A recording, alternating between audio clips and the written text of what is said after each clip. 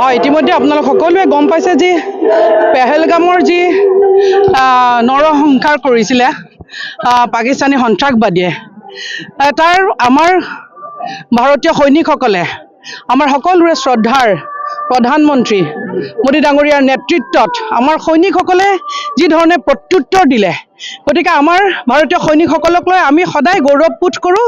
আৰু এই ভাৰতীয় সৈনিকসকলৰ তেখেতসকলৰ শক্তি বৃদ্ধি কৰাৰ কাৰণে মানসিকভাৱে আমি আমাৰ মোদী ডাঙৰীয়াৰ নেতৃত্বত সমগ্ৰ ভাৰতবৰ্ষতে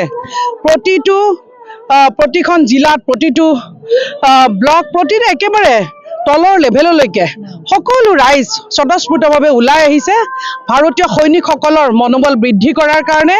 আমি ভাৰতীয় সৈনিকসকলক লৈ খুব গৌৰৱান্বিত আৰু যিভাৱে প্ৰতিটো মুহূৰ্ততে ভাৰতবৰ্ষক ৰক্ষণাবেক্ষণ দি আছে, গতিকে তেখেতসকলৰ সন্মানৰ অৰ্থে আমি আজি এই পলাশবাৰীতো তিৰংগা যাত্ৰা উলিয়াইছোঁ আৰু সকলো ৰাইজকে ধন্যবাদ জ্ঞাপন কৰিছোঁ যে এই তিৰংগা যাত্ৰাত তেখেতসকলে খুব সুন্দৰভাৱে সঁহাৰি প্ৰদান কৰিছে।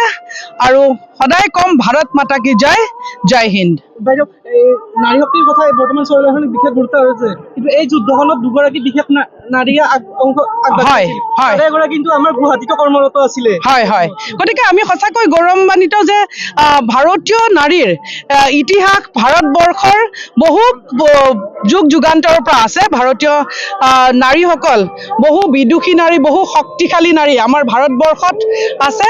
আৰু যি দুগৰাকী নাৰীৰ নেতৃত্বত এই যুদ্ধত দুগৰাকী নাৰীয়ে নেতৃত্ব দিছিল, গতিকে এই মুহূৰ্তত আমি তেখেতসকলকো আকৌ এবাৰ তেখেতসকলক ধন্যবাদ জ্ঞাপন কৰিছোঁ। আৰু ভাৰতীয় নাৰীয়ে বহুত আগবঢ়াই নিব পাৰে ভাৰতবৰ্ষখনক, গতিকে সকলোকে আমি এই মুহূৰ্তত যিসকল সৈনিক, ভাৰতীয় সৈনিকত যিসকল মহিলা সৈনিক আছে তেখেতসকলকো আমি ধন্যবাদ জ্ঞাপন কৰিছোঁ আৰু আশা কৰিছোঁ যে তেখেতসকলৰ নেতৃত্বত ভাৰতবৰ্ষ সদায় সুৰক্ষিত হৈ থাকিব। নিৰ্দোষী হিন্দু ভাইসকলক তাত হত্যা কৰা হৈছিলে আৰু তাৰ প্ৰত্যুত্তৰ হিচাপে সকলোৱে আশা কৰিছিল যে নৰেন্দ্ৰ মোদী ডাঙৰীয়া নেতৃত্বাধীন চৰকাৰখনে ব্যৱস্থা গ্ৰহণ কৰিব। আৰু তাৰে প্ৰমাণ ইতিমধ্যে পোৱা গ'ল যে নৰেন্দ্ৰ মোদী ডাঙৰীয়া নেতৃত্বত যি চৰকাৰ, এই চৰকাৰৰ ইতিমধ্যে পাকিস্তানত গৈ উগ্ৰবাদী ঘাটিত ভাৰতীয় সৈনিকে আক্ৰমণ কৰি 100ৰো অধিক উগ্ৰবাদীক নিহত কৰিছে। তাৰ উপৰিও পাকিস্তানৰ বিভিন্ন স্থানত য'ত উগ্ৰবাদী প্ৰশিক্ষণ চলি আছে, সেই অঞ্চলবিলাকত ভাৰতীয় সৈন্যই ভিতৰত সোমাই গৈ, পাকিস্তানৰ ভিতৰত সোমাই গৈ তেওঁলোক আক্ৰমণ কৰি নিহত কৰিছে। আৰু সেইটো কাৰণে দেশৰ প্ৰত্যেকজন নাগৰিক গৌৰৱান্বিত হৈছে।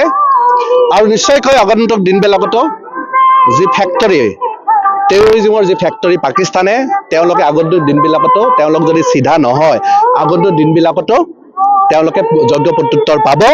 অপাৰেশ্যন সিন্ধু এতিয়াও শেষ হোৱা নাই। নৰেন্দ্ৰ মোদী ডাঙৰীয়াই কৈছে যে অপাৰেশ্যন সিন্ধু শেষ হোৱা নাই। আৰু যি বীৰত্বৰে আমাৰ সৈনিকসকলে কোনো আমাৰ কেজুৱেলিটি নোহোৱাকৈ, ভাৰতবৰ্ষৰ কোনো কেজুৱেলিটি নহয়, যি সৈনিকসকলে আমাৰ যিদৰে যুদ্ধ কৰিলে, এইটোৱে প্ৰমাণ কৰিছে যে ভাৰতৰ সৈনিকসকলক বিশ্বৰ শ্ৰেষ্ঠ সৈনিক বুলি এনে নকয়। আৰু তাৰ প্ৰমাণ হ'ল যে ভাৰতবৰ্ষত কোনো ধৰণৰ এটা মিছাইল নাহিলে আমাৰ ইণ্ডিয়ান ডিফেন্স চিষ্টেম কিমান শক্তিশালী হৈছে নৰেন্দ্ৰ মোদী ডাঙৰ নেতৃত্বত। আৰু সেইটো কাৰণে আজি গোটেই সৈনিকসকলক শ্ৰদ্ধাঞ্জলি জ্ঞাপন কৰাবৰ কাৰণে, তেওঁলোকক সহস্ৰ প্ৰণাম জ্ঞাপন কৰিবৰ কাৰণে আজি আমাৰ পলাশবাৰী সমষ্টিৰ ৰাইজ স্বতঃস্ফূৰ্তভাৱে ওলাই আহিছে। ইয়াতে সকলো দল সংগঠনৰ মানুহ ইয়াতে উপস্থিত হৈছে, NGOৰ মানুহ ইয়াতে উপস্থিত হৈছে, ফ্ৰীডম ফাইটাৰৰ ফেমিলি ইয়াতে উপস্থিত হৈছে, প্ৰাক্তন আৰ্মি ইয়াতে উপস্থিত হৈছে। সকলোৰে উপস্থিত আজি এখন সৈনিকসকলক প্ৰণাম জনাবৰ কাৰণে, শ্ৰদ্ধা জনাবৰ কাৰণে আজি এটা সমদল ইয়াতে ওলোৱা হয়। আৰু মই প্ৰত্যেককে আপোনালোকৰ চেনেলৰ জৰিয়তে ধন্যবাদ জ্ঞাপন কৰিছোঁ। আগন্তুক দিনবিলাকত আশা কৰিছোঁ মোদী ডাঙৰীয়াৰ নেতৃত্বত পাকিস্তান, অকল পাকিস্তানে নহয়, চুবুৰীয়া যত যি দেশ আছে, যি শত্ৰু দেশ, যোনে নেকি ভাৰতবৰ্ষ অনিষ্ট কৰিব বিচাৰে, তেওঁলোকৰ তাত এটা মেছেজ গৈছে। আৰু আগন্তুক দিনবিলাকত তেনেকুৱা ধৰণৰ যুগান্তকাৰী ব্যৱস্থা নৰেন্দ্ৰ মোদী ডাঙৰীয়া চৰকাৰখনে নিশ্চয়কৈ ল'ব। ধন্যবাদ।